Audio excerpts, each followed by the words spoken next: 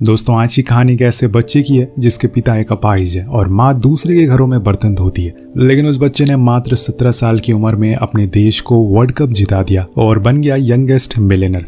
ये कहानी आपको बहुत कुछ सिखाएगी। तो चलिए कहानी की शुरुआत करते हैं। ब्राजील का एक छोटा सा कस्बा जहाँ पर सभी बच्चे बड़े लोगों के जूते पॉलिश करने का काम करते हैं। जब उनका काम खत्म हो जाता तो वो पूरे गांव के लोगों के कपड़ों से एक फुटबॉल बनाते और उसे ही खेलना शुरू कर देते हैं। ये नज़ारा सेम हमारे भारत देश जैसा ही है, जहां आपको हर गली में क्रिकेट खेलते हुए बच्चे मिल जाएंगे। और उन्हीं में से डेका नाम का लड़का भी होता है, जिसका छोटा भाई खेलते खेलते कीचड़ में गिर जाता है तो सभी बच्चे उसका मजाक बनाते हैं। लेकिन वो कीचड़ सभी पर फेंकना शुरू कर देता है, जिसके बाद बाकी बच्चे भी उसी कीचड़ में खेलना शुरू कर देते हैं। अब घर आने पर डेका की माँ उसे ऐसी हालत में देखकर बहुत गुस्सा हो जाती है, तो वो उसे झूठ बोलता है कि डेविड गलती से कीचड़ में गिर गया। लेकिन तभी उसके छोटे भाई के मुंह से गलती से सच बाहर आ जाता है, जिसके बाद उन्हें खूब मार पड़ती है, क्योंकि उसकी माँ नहीं चाहती थी कि उनके बेटे का हाल भी सेम वही हो जो उनके पिता का है। दरअसल इनके डैड जॉन भी नेशनल टीम में खेला करते थे, लेकिन गेम के टाइम उनके पैरों में चोट लग गई, जिसके बाद वो हमेशा के लिए अपाहिज हो गए और आज वो सफाई का काम करते हैं।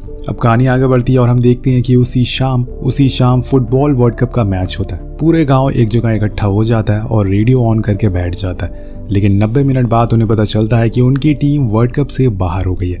दरअसल इस फुटबॉल मैच में ब्राजील बहुत ही बुरी तरह से हार चुकी थी और इस चीज का असर उस गांव पे इतना ज्यादा पड़ा कि उस रात किसी ने अपने घर में खाना नहीं बनाया। तो आप समझ गए होंगे कि ब्राजील फुटबॉल का कितना बड़ा फैन है। अपने डैड को ऐसे उदास देखकर डेका कहता है कि देखना डैड, मैं अपने देश के लिए एक दिन वर्ल्ड कप जरूर लेकर आऊंगा। सेम उसी तरह से जैसे सचिन तेंदुलकर ने अपने बड़े भाई से कहा था कि वो एक दिन वर्ल्ड कप जरूर जीतेंगे। यहाँ डेविड कहता है कि मुझे पता है कि तुम बहुत अच्छा फुटबॉल खेलते हो, लेकिन तुम्हें अपनी मॉम की बात सुननी है। वो नहीं चाहती कि तुम फुटबॉल खेलो, इसलिए पढ़ाई लिखाई करो। अगले दिन उसकी माँ उसे अपने साथ अपने काम पर ले जाती है, जहाँ वो साफ सफाई का काम करती है। लेकिन तभी उन्हें कुछ और काम आ जाता है, इसलिए वो डेका को किचन में छोड़कर चली जाती है। उसे बहुत ही तेज भूख लगी थी, इसलिए वो वहाँ रखी कुछ पेस्ट्रीज को खाने लगता है। तभी वहाँ पर कुछ बच्चे आ जाते हैं और वो नीचे जमीन पर बैठ जाता है। वो लड़के आपस में किसी फुटबॉल इवेंट के बारे में बात कर रहे थे, जहाँ पर बच्चों को खेलने का मौका मिल रहा है। तो डेका फौरन कहता है कि मैं तो बिल्कुल पेले की तरह खेलूंगा। वो दूसरा लड़का उसे पूछता है कि ये पेले कौन है।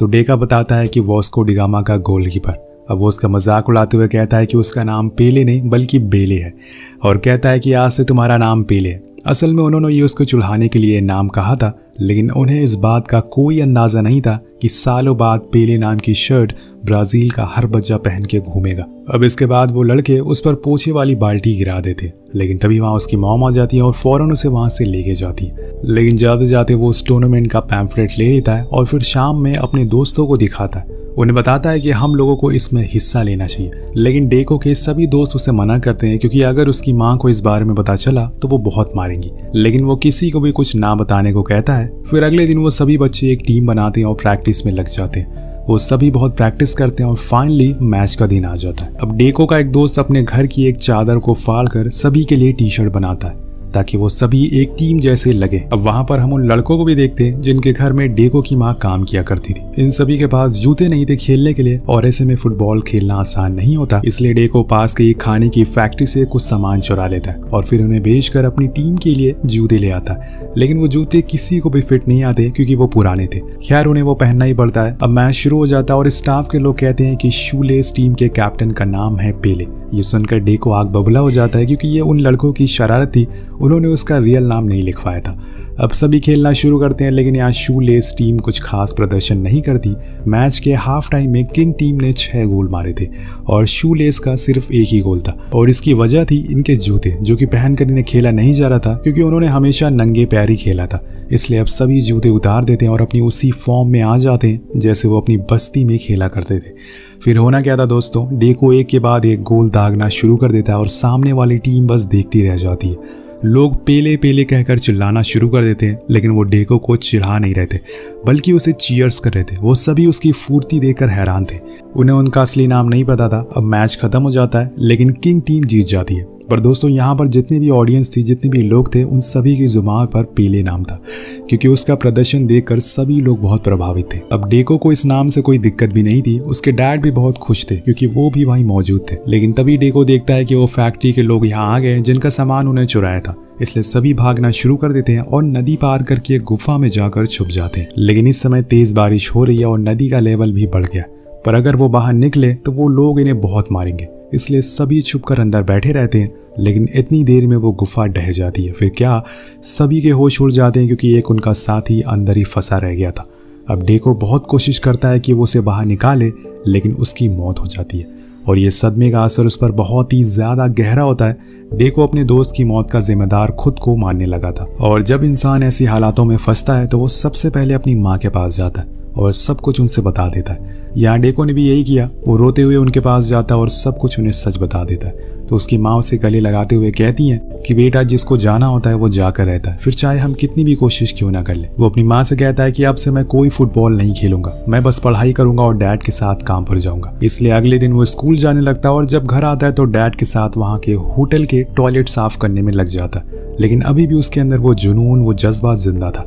लेकिन यहाँ हालातों ने उसके अंदर के पैशन को मार दिया था। आज भी हमारे देश में लाखों ऐसे लोग हैं जो सचिन और विराट से भी आगे निकल सकते हैं, लेकिन उनकी मजबूरी, उनकी जिम्मेदारियां ही उन्हें रोक कर रखती है। अब डेको के डैड को देख लो, एक समय पर वो ब्राजील के महान फुटबॉल में से थे, लेकिन आज वो टॉयलेट साफ कर रहे हैं। लेकिन उन्होंने अपने बेटे के अंदर खुद को पहचाना है, इसलिए वो उसे कहते हैं कि तुम्हें फुटबॉल नहीं छोड़ना चाहिए, तुम्हें और आगे जाना होगा। तब वहाँ से वो उसे एक आम के पेड़ को दिखाते हुए बताते हैं कि मैं जब तुम्हारी उम्र का था तो यहीं आकर इन आमों से प्रैक्टिस किया करता था, क्योंकि इसमें बैलेंस अच्छा बनता है। वो उसे भी ऐसा करने को कहते हैं, लेकिन डेको दिलचस्पी नहीं दिखाता और चला जाता है। पर एक दिन वो खुद के डैड को बेबस वॉशरूम में साफ सफाई करते हुए देखता है और ठान लेता है कि वो अपनी परिवार को गरीबी से बाहर निकाल कर रहेगा और इसके लिए उसे जितनी भी मेहनत करनी पड़े वो करेगा। अब इसके बाद क्या था, वो लग जाता है उन आमों की प्रैक्टिस में और एक दिन ऐसी ही एक प्रैक्टिस करते हुए उसे एक आदमी देख लेता है और अगले दिन वो उसके घर आता है। दरअसल दोस्तों, ये आदमी सैंटोस फुटबॉल क्लब का मैनेजर होता है। उसे ऐसे ही किसी टैलेंटेड बच्चे की जरूरत थी जो आगे जाकर देश के लिए खेल सके। यहाँ डेको बड़ा हो गया था, इसलिए उसके डैड हाँ कर देते हैं। वो अपनी माँ को बिना बताए उस फुटबॉल क्लब में चला जाता है, लेकिन वहाँ जाकर वो कुछ अच्छा खेल नहीं पाता और ये डेको को भी पता चल चुका था। इसलिए वो कुछ दिनों के बाद बिना किसी को बताए एक रात फुटबॉल क्लब से स्टेशन पर आ जाता है घर जाने के लिए, ट्रेन पकड़ने के लिए। लेकिन यहाँ उसे बैठा हुआ एक बूढ़ा आदमी देख लेता है जो कि सैंटोस क्लब का मेंबर होता है। वो डेको को जानता था, इसलिए वो उसे पूछता है कि कहाँ जा रहे हो। तो डेको कहता है कि मैं घर जा, क्योंकि अब मेरे बस की बात नहीं है फुटबॉल खेलने के लिए। अगर मैं घर नहीं गया तो वहाँ जाकर पढ़ाई नहीं करी तो मुझे भी अपने डैड की तरह टॉयलेट साफ करना पड़ेगा। लेकिन वो बूढ़ा आदमी उसे एक किस्सा बताता है कि जब हमारे ऊपर ब्रिटिशर्स ने अत्याचार किया था तब एक जिंगा नाम का मार्शल आर्ट आया था जिसने सभी को लड़ना सिखाया और बाद में उसे फुटबॉल खेलने का भी अवसर मिला। उसने ढेरों कामयाबी हासिल करी, लेकिन कुछ सालों पहले जब ब्राजील वर्ल्ड कप के ग्रुप स्टेज से बाहर हो गया तो ब्राजील टीम ने जिंगा स्टाइल से खेलना बंद कर दिया, इसलिए वो हारी। पर तुम्हारे अंदर मैंने वो जिंगा स्टाइल देखा है, पर तुम वो दिखाने से क्यों डर रहे हो? तुम जाओ और तुम्हारे अंदर की काबिलियत को पहचानो, उसे बाहर लाओ, अपने दिल से खेलो, देखना दुनिया तुम्हारी दीवानी हो जाएगी। या फिर तुम दूसरा काम कर सकते हो, अभी कुछ देर बाद रियो जाने वाली ट्रेन आएगी, उसमें बैठ जाना और घर चले जाना और अपने सपनों को ऐसे ही कहीं जमीन में दफना देना। अब थोड़ी देर में ट्रेन आ जाती है, लेकिन डेका उस पर चढ़ता नहीं, वो वापस आ जाता है। डेका दोबारा से जाकर गेम खेलता है और इस बारी वो अपने पैरों से गोल दागता है, वो भी उड़ उड़ कर। ये देखकर उसका कोच हैरान था कि ऐसा कैसे कर दिया। वो उसे अब ऐसे ही खेलने को कहता है और डेका को अब यहाँ पर प्रो टीम में जगह मिल जाती है, जहाँ उसकी उम्र से ज़्यादा बड़े प्लेयर थे। उसे इस टीम में जगह मिली थी उसके टैलेंट की वजह से। अब डेका के दिमाग में बस एक ही गोल सेट था, वो था ब्राज़ील की नेशनल टीम में जगह बनाना और अपने देश के लिए वर्ल्ड कप जीत कर लाना। इसलिए उसकी रातों की नींद, दिन की भूख, सब कुछ उड़ जाती है। वो रात रात भर सबको सोने के बाद भी खुद अकेले प्रैक्टिस करता था और ये सारी चीज़ें, उसकी सारी मेहनत वो बूढ़ा आदमी देख रहा था। उसे पता था कि ये लड़का ज़रूर इतिहास रचेगा। अगले दिन प्रो टीम का मैच होता है और वहाँ डेको हाफ टाइम में ही 3 गोल दाग देता है और ये देखकर वहाँ सभी लोग हैरान रह जाते हैं। उसने वहाँ अपने डैड के सिखाए हुए ऐसे शॉट भी मारे जो अभी तक फुटबॉल जगत इतिहास में किसी ने नहीं देखा था। उसके बाद होना क्या था, डेका सैंटोस क्लब के लिए एक सुपरस्टार बन जाता है। न्यूज़पेपर में उसका नाम आने लगता है। उसने सैंटोस के लिए 340 गोल मारे थे, वो भी बस 3 साल में। अब उसके इस कारनामे की भनक ब्राज़ील नेशनल टीम के सेलेक्टर को लग गई थी, लेकिन वो अभी सिर्फ 17 साल का ही। क्या वो उसे टीम में लेंगे, यही जानने के लिए उस पूरे दिन डेको के डैड, उसके छोटा भाई घर के बैकयार्ड में रेडियो लेकर बैठे हुए थे। आज 1958 की ब्राज़ील फुटबॉल फीफा टीम का ऐलान होने वाला है। एक एक करके सभी प्लेयर की नाम की पुष्टि की जाती है, लेकिन डेको का नाम नहीं आ रहा था, इसलिए सभी मायूस हो जाते। पर आखिर में वो नाम आ ही जाता है, deco, A player from Rio de Janeiro. ये सुनकर जॉन तो मानो खुशी के मारे पागल ही हो गए थे उनके बेटे ने अपना पहला पड़ाव पूरा कर लिया था, उसने टीम में जगह बना ली थी। लेकिन यहाँ डेको को कुछ खास खुशी नहीं थी, क्योंकि खुशी तो तब होगी जब वो फ्रांस को हराएगा और उस लास्ट वर्ल्ड कप की हार का बदला लेगा। अब कुछ दिनों बाद डेको के जाने का टाइम आ जाता है, लेकिन जाते जाते उसके डैड उससे कहते हैं कि तुम्हें पता है इस देश के लोगों ने पिछली हार के बाद से फुटबॉल देखना बंद कर दिया, लेकिन अब मुझे तुमसे उम्मीद है। और हाँ, एक बात ध्यान रखना, जब तुम जिंगा स्टाइल में फुटबॉल खेल रहे होगे तो उसे पूरी तरह से कंप्लीटली खेलना, मेरी तरह गलती मत करना, वरना जैसे मुझे पैरों में चोट आई थी वैसे तुम्हें भी आ सकती है। इसके बाद वो उसे एक जर्सी गिफ्ट करते हैं जिसके पीछे लिखा हुआ था पेले, जिसे देखकर वो कहता है कि डैड ये मेरा नाम नहीं है। लेकिन उसके डैड उससे बताते हैं कि दुनिया अब तुम्हें इसी नाम से जानेगी। अपने डैड की सारी बातें ध्यान में रखते हुए वो चला जाता है नेशनल टीम के कैंप में, जहाँ उसकी मुलाकात कोच से होती है, जो उसे कहते हैं कि अभी तक तुमने कोई भी इंटरनेशनल मैच नहीं खेला है, इसलिए बेहतर होगा कि तुम जिंगा स्टाइल में अब एक भी मैच ना खेलो। दरअसल वो डर रहे थे कि कहीं वो ये वर्ल्ड कप ना पिछली बार की तरह हार जाए। लेकिन अगले दिन जब प्रैक्टिस मैच होता है तो वो अपनी उसी स्टाइल में खेलता है और तभी एक हादसा हो जाता है। वो जाकर दूसरे प्लेयर से टकरा जाता है, जिससे कि उसके घुटनों में तेज चोट आ जाती है। अब फौरन उसे हॉस्पिटल लाया जाता है। सभी के साथ अब डेको को भी लगने लगा था कि वो वर्ल्ड कप नहीं खेल पाएगा, इसीलिए वो अपने घर पर फोन लगाता और बहुत ही हिम्मत जुटाकर उन्हें बताता है कि उसके पैरों में चोट लग गई है, इसलिए वो अगला मैच शायद ना खेल पाए। सभी सुनकर हैरान थे और खासकर उसकी माँ को। उन्हें इस बात का डर था कि कहीं उनके बेटे का करियर भी उसके डैड की तरह खत्म ना हो जाए। लेकिन वो उसे समझाती है कि हिम्मत रखो, गॉड से प्रे करोगे तो जरूर कुछ अच्छा होगा। अगले दिन डॉक्टर कोच को बताते हैं कि डेको खेल सकता है, पर मीडिया में ये खबर फैलने लगती है कि ब्राज़ील टीम अपनी पिछली हार से कुछ सीख नहीं ले रही है, क्योंकि उनके प्लेयर्स अभी भी जिंगा स्टाइल में खेल रहे हैं, पर टीम में इस बारे में कुछ बात नहीं होती और डेको का कोच भी उसे कुछ नहीं कहता। अब दोस्तों, यहाँ पर वर्ल्ड कप का पहला मैच होता है। उधर ब्राज़ील में डेको के डैड ने अपने घर पर टीवी रख लिया था, जो उन्होंने स्पेशली लंदन से मंगवाया था, खासकर वर्ल्ड कप देखने के लिए। अब एक एक करके ब्राज़ील मैच जीतने लग गया था। अब वो पहुंच जाता है सेमीफाइनल में, जहां उसका मुकाबला था जायंट फ्रांस से, जिसके खिलाड़ी फुटबॉल कम WWE ज्यादा खेलते थे। सभी प्लेयर्स फील्ड में उतरते हैं, लेकिन फ्रांस के सामने टिक नहीं पाते। डेको के डैड को अंदेशा होने लगा था कि वही 10 साल पहले वाला इतिहास दोहराने वाला है। अब हाफ टाइम कंप्लीट होता है और ब्राज़ील के आधे प्लेयर घायल हो चुके थे। किसी के हाथ में चोट लगी थी, किसी के पैरों में।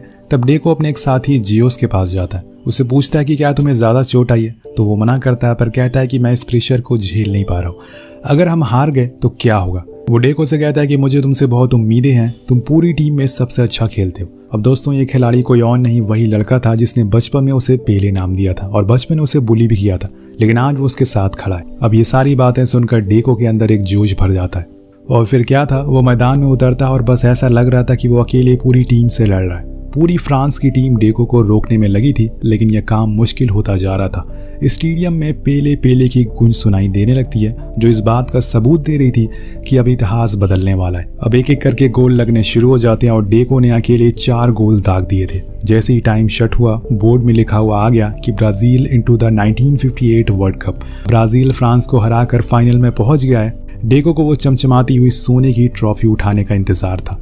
कहानी आगे बढ़ती है और फाइनल का वो दिन आ जाता है। मैच शुरू होने से पहले कोच सभी को एक स्पीच देते हैं और उन्हें बताते हैं कि आज से पहले हम कभी भी फाइनल में नहीं गए और ना ही कभी हमने वर्ल्ड कप जीता, लेकिन आज तुम 11 के पास मौका है, दुनिया को बता दो कि हम लोग भी किसी से कम नहीं है। भले ही हम मैच ना जीते, लेकिन आज हम उनकी आंखों में आंखें मिलाकर खेलेंगे। अब सभी खिलाड़ी पूरे जोश के साथ मैदान में उतरते हैं, लेकिन अगले 4 मिनट में ही स्वीडन टीम ने अपना पहला गोल दाग दिया था। ब्राजील की हालत खस्ता थी। इन्हें समझ आ जाता है कि स्वीडन को हराना बहुत ही मुश्किल है। उधर डेको के डैड, सभी लोग टीवी के सामने बैठे हुए थे, लेकिन फिर पेले नाम का तूफान आता है, जिसमें पूरी स्वीडन की टीम ढहना शुरू हो जाती है। किसी को कुछ समझ ही नहीं आ रहा था कि असल में ये हो क्या रहा है। चंद ही पलों में पूरी टीम में सन्नाटा हो जाता और तभी पेले अपने मैच का आखिरी गोल मारता है, जिससे ब्राजील वर्ल्ड कप जीत जाती है। पेले पहली बार वर्ल्ड कप की ट्रॉफी उठा और पूरे ब्राजील में खुशी का माहौल था। ये नज़ारा देखकर डेको के डैड रोने लगते हैं और उसकी माँ आकर उन्हें गले से लगा लेती है। दोनों को ही अपने बेटे पर गर्व था और ये मैच सिर्फ पेले की वजह से जाना जाता है। लेकिन यहाँ पर डेको रुका नहीं, यानी कि पेले, उसने 2 वर्ल्ड कप और जीते और पहला खिलाड़ी बन गया जिन्होंने फुटबॉल के इतिहास में 3 बार वर्ल्ड कप जीता। पेले के नाम उनके करियर में तकरीबन 1200 से अधिक गोल है, जो कि एक वर्ल्ड रिकॉर्ड है। उन्होंने कई ऐसे रिकॉर्ड बनाए हैं जो अभी तक कोई भी तोड़ नहीं पाया, पर एक रिकॉर्ड ऐसा भी है जिसे वो खुद कभी तोड़ नहीं पाए। वो था एक मैच में 5 गोल मारना, और ये रिकॉर्ड था उनके डैड के नाम। इसके बाद उन्हें कई फ्रेंचाइजी लीग भी खेलने का मौका मिला और उस समय उन्हें $2 मिलियन में साइन किया गया, जो बहुत ही ज्यादा पैसे होते हैं। उन पैसों से उसने अपने मॉम डैड के लिए घर लिया और इसी तरह से उसने गरीबी से निकलकर आसमान को छू लिया। दोस्तों, अगर आपको आगे बढ़ना है तो आपके अंदर उस चीज को लेकर जुनून होना चाहिए, जज्बा होना चाहिए। सिर्फ बातों से कोई सफल नहीं होता है और अगर आप में टैलेंट है तो आपको आगे बढ़ने से कोई रोक भी नहीं सकता। जैसे कि आमिर खान ने कहा है कि टैलेंटेड लोग पानी के बुलबुले जैसे होते हैं, उन्हें जितना भी दबाओ वो उभर कर सामने आ ही जाते हैं। तो आपको कहानी कैसे लगी नीचे कमेंट करके जरूर बताएगा। मिलते हैं अगली वीडियो में। Peace out.